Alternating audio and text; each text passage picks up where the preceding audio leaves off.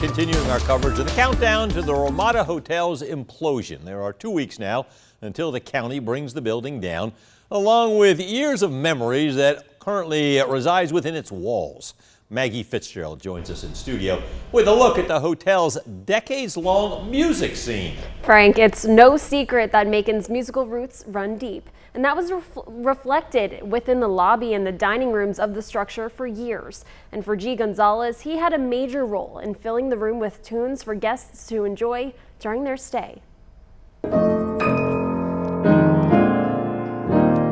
Classically trained, but I play a little bit of everything. Before serenading guests at the Ramada Hotel, G. Gonzalez was a young man working at a music store. We would deliver pianos and things for the different hotels when they would have events, and there was a man playing the piano, and one of the guys said, you know, he plays the piano too, and he said, well, let me hear you play. So I played, and he said, do you want to substitute for me sometimes when I'm working? He soon became one of the 4 house pianists in the 80s and 90s, playing on a piano much like this one. His musical influence? Liberace. He took inspiration from the American pianist's trademark candelabra display. I was a big fan and still am of Liberace, that I would borrow his candelabra as a gimmick of sorts just to stand out a little bit from others. And stand out he did. From late night steak buffets to elaborate Sunday brunches, G was there on the keys for guests dressed to the nines. Some notable faces, too. A number of celebrities came throughout the years. Patti LaBelle, Little Richard, Ray Charles. A few things changed over the years. Names. And it was named Hilton, and then when it was the Radisson and the Crown Plaza. Faces and the music scene,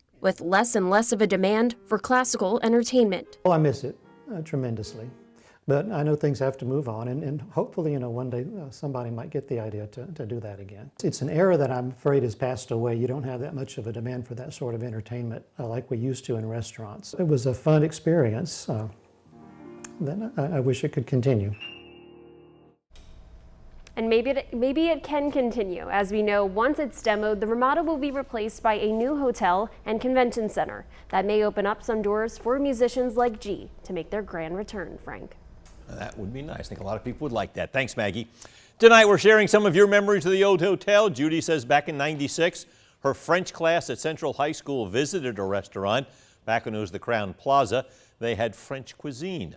Katrina says her very first job was at the hotel. She was 23 and worked in housekeeping. Jan says she waited in the hotel's lobby when she saw a limo pull up, and guess who popped out? Little Richard. She says he came over to her and her friends to shake hands.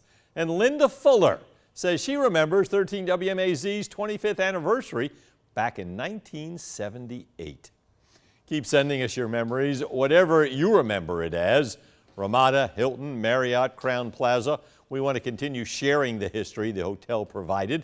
Share your memories and photos at 478-752-1309, and we'll share them right here on 13 WMAZ.